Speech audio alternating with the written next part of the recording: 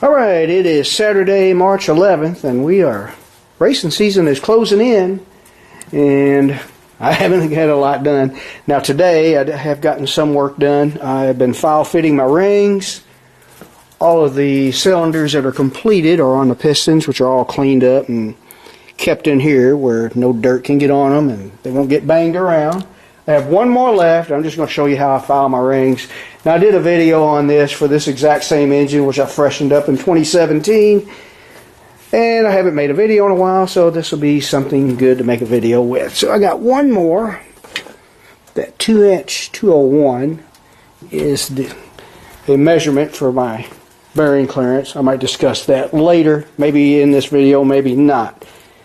But what we got here is we got a remaining set of oil rings with the middle retainer. We have a second groove and we have a top groove. Now, the second groove, according to the directions here, the second groove are these are total seal file fit rings. And let me see if I can see it. There is an ID mark.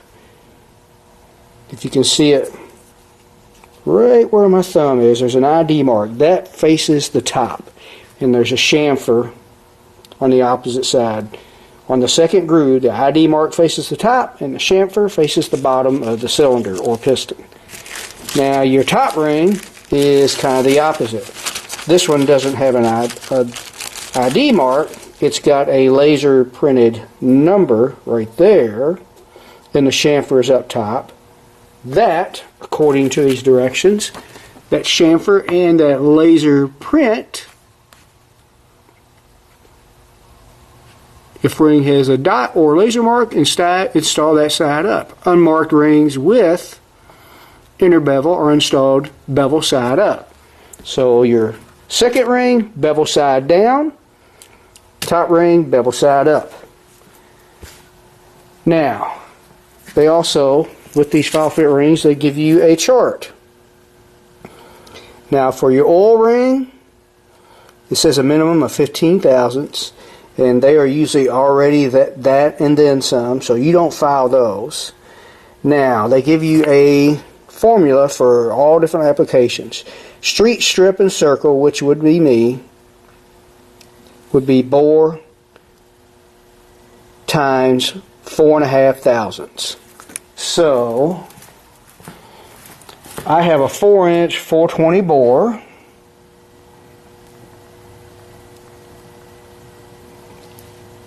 .420 times .004.5 equals 19.8, almost 20. I've been using a 19 thousandths feeler gauge, maybe a hair on the tight side, but that should be fine. Almost 20 thousandths. It's only 1/10 and 1/1000th of an inch away from 20 thousandths. So I just been using the 19, and sometimes you get them a little tighter, a little looser. It's hard to get them perfect because you're using a feeler gauge. It's the only way to check them. This is a Summit ring filer. I'll show you how to use this particular one. I'm sure there's a lot better ones out there, but this is the one I use, and I'll show you how I do it. I'm thinking the better, more expensive ones would have a way you can clamp your ring down. Now you can clamp your ring down with a bolt hold here, but it doesn't really benefit you a lot to do that with this type. And I'm thinking the better ones would have a way you could clamp it down and actually move a table or something, however many thousandths you want to move it, so you know exactly how much you're taking off. This one you go by feel, and you just got to do it a little bit at a time until you get it to where you want to get it. So let me put this thing on the tripod, this camera, and I'll show you how we do this last piston. Okay, first thing I'm going to do is check my oil ring gap, which, like I said, they're usually more than the minimum, and you don't have to mess with those. Now this is number 1 piston and rod, and this is number 1 cylinder. Whatever rings that you are fitting, make sure the piston they go on, the rings are fitted to that cylinder. They can vary. They shouldn't, but it's possible. So you want to kind of make sure your rings are in there square. It would be nice if I had something with a shoulder on it where I could use the deck of the engine to make sure it's in there square. But I just use my piston and eyeball it up. Now this is the wrong feeler gauge. This is a 15 thousandths feeler gauge. Just make sure I can get that in there. And I can. It feels actually just about right at the minimum. I got both of them in there, of course. And so I can go ahead and put them on. This is the, I think they call it the retainer. If you remember, I'm going to put, just remember I'm putting the gap on the retainer over here. It just goes on there like that. Got my rag in there, stuck in there. That's not good. So remember that where the retainer goes together is right here. And according to your directions, they want to spread these ring gaps away from each other. They show where the retainer goes together on this side, and they show one O-ring over here, and the other O-ring gap will be there. So I'm going to slide this one over. This one I'm going to try to put it on top of the retainer. This is kind of awkward. I should have moved my camera and everything to the table.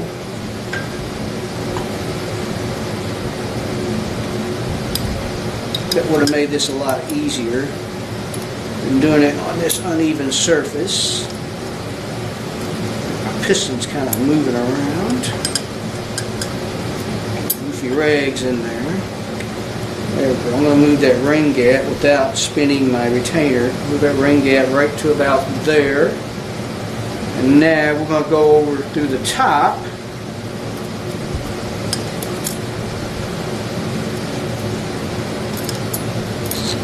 Just kind of go down. Keep from stretching your ring too much. I just kind of go one groove at a time. If you try to just force it all the way down there, you could spring it. They will break. They're not very big, not very heavy duty. And that goes on like that. And now we got a gap here and a gap there, which is about what they show. Okay, so we got our ring for our second groove right here. And here is the bevel.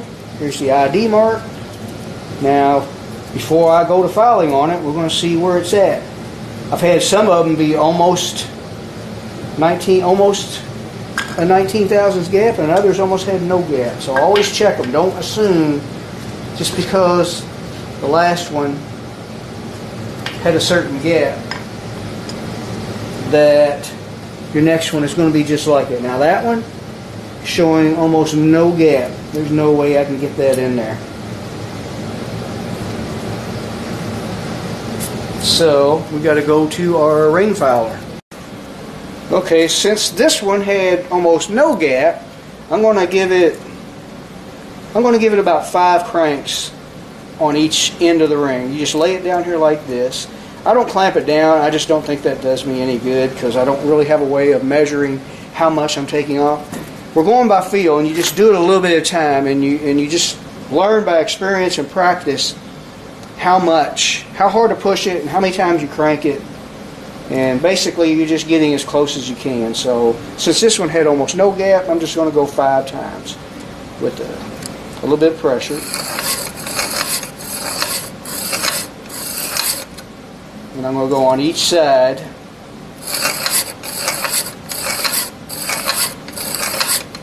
And then you're going to have some dust on here. You want to blow that off. You want to clean it and blow it off. We do have a nice polished and cleaned crank in that engine. Probably a better idea. And you're going to get a little, sometimes you'll get a sharp edge right there. You don't want to go too crazy on that ring surface, but you want to get that edge off because that's going to That could scratch your cylinder, and it will also give you a wrong reading with your feeler gauge. Just kind of knock that burr off. There will also be burrs here and here, but we won't worry about that until we get the gap we want. Okay, now we check it again. Now this can get tedious. Sometimes you'll get it first try, and other times you just got to keep going back and forth, but it's better to have to do it 3 or 4 times and get it as close as you can than to try to go overboard and get it all at once and get too much of a gap. I don't know if you can tell from last time, but you can see a significant gap there. And this is, yeah, we got 19. It's a little looser than I want, but it's not bad. Make sure I got it in there square, and we'll recheck it. Now see, it looks a little tighter like that, a little closer like that. Just make sure. Now if you don't have it in there square, you will get a false reading.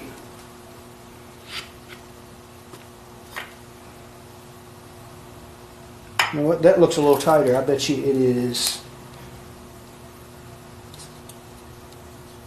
Now that 19, you can feel the 19 dragging. So that shows you how important it is to get that ring in there square when you check it. Yeah, I bet I can't get a 20 or 21 in there now. So we didn't go overboard. There's a 22. Nope, 22 won't fit. So we're looking good. 19 will go, 22 will not. Let me find them. Here's a 20, I think. I need to replace my feeler gauges. They're getting hard to read. Yeah, 20 won't fit. So, actually, because I've been doing all the others most of the day, I've kind of gotten the hang of it and know how hard to push and how many times to crank it when it looks a certain way. So now I'm going to deburr the rest of this and we'll put it on a piston. Okay, I've got some sharp edges on these surfaces and the backside. Take a very fine file. Don't do it too much. Just all you gotta do is that.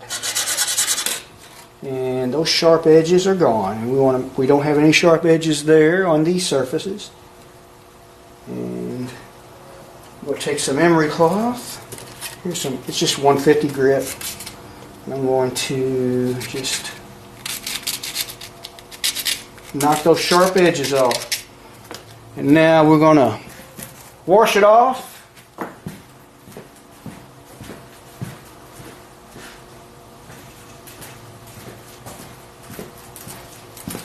I need to order me a case of brake cleaner or carburetor cleaner. I got an electronic cleaner now. Just want to get all that dust and any little tiny filings we might have off of it.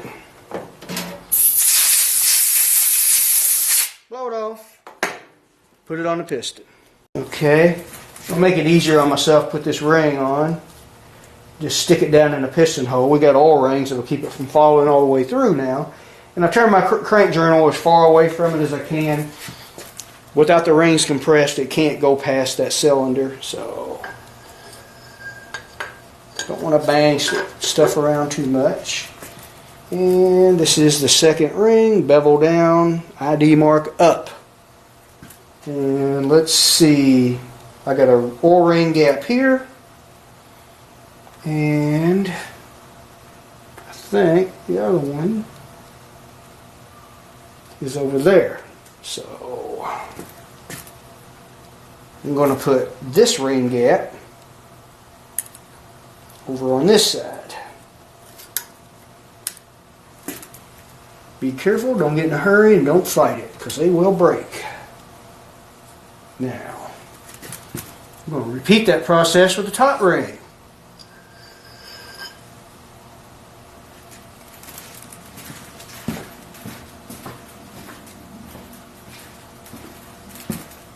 Okay, we got our laser mark, which is it says TS 4.425.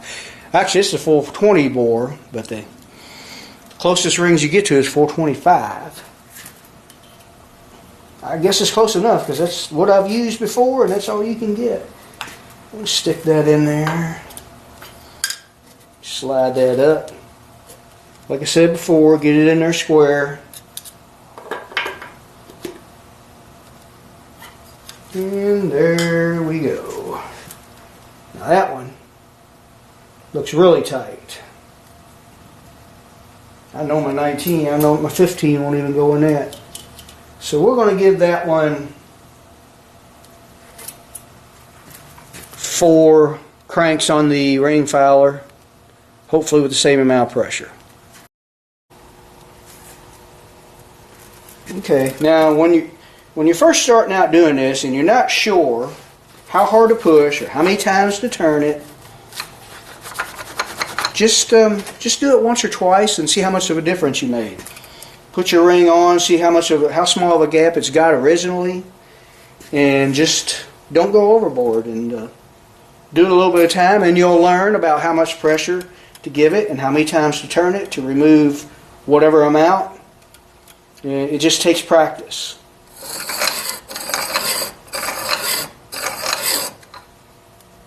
You do both sides evenly, as even as you can. And now we got to blow it off.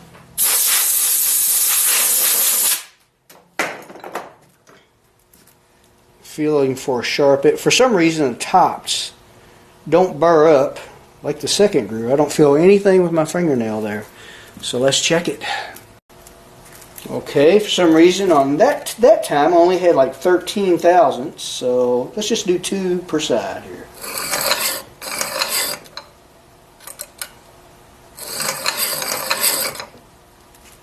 Okay, 15 thousandths feeler gauge fell right in. 19, not quite will fit in yet, so I'm just going to go 1. Actually, I'm kind of glad this second one didn't turn out perfectly the first time, because that first one that we just did on video, which was the second ring groove, was kind of luck. And if anybody is watching this video trying to get some tips on how to do it, this will kind of show you how to work your way to the gap you want. Okay, that's feeling pretty good. I felt a little bit of resistance that wanting to slide in. Most of it's a matter of having your feeler gauge kind of square. Now, this is a 20. 20 is, you could probably force it in, but it don't really want to go. So we're where we want to be. So I'm going to deburr this like I did the last one. Stick it on the piston. Bottom O-ring gap is right there. And top O-ring gap is right about there, so they're oriented that way. And our second ring groove compression ring is over here, and we got this one, bevel up, laser ID up, just like the instructions said. And there we go. Now, I don't think I'm going to film putting this together. I've done that on 2 other engines already, and actually I did do filing the rings on this engine in 2017, but I've kind of got a better knack of using that ring filer now than I did then. So that's why we're doing this video now, and I'm trying to keep some kind of content going. I'm not really making as many videos as I did. I just had my taxes done, and YouTube, they just seem to be taking more and more revenue. My views are up a little bit, subscribers are up a little bit, but it seems like my revenue stays about the same. And you're not supposed to say how much you're getting on your channel on a video, but all I'm going to say is I get just enough to get a 1099, and by the time I pay my bookkeeper to itemize and all that stuff, it's almost, I'll end up owing, and you got to pay extra to have that done, and it's not really worth it. So I'm kind of considering either demonetizing some videos or making less videos to keep my revenue just below that mark. I'm not sure. If the pay was going way up to where it made it worth all that, yeah, I would try my best to crank out more content, but what was that? But it's not working out that way. I'm thinking about trying some videos on Rumble. I haven't looked for car content similar to this on there for a while. They're on there for other reasons, which I agree with. But I don't know, I may try to upload some videos on there too. Some of them will be old videos from YouTube. But anyway, tonight or possibly tomorrow morning, I should have all the pistons in this.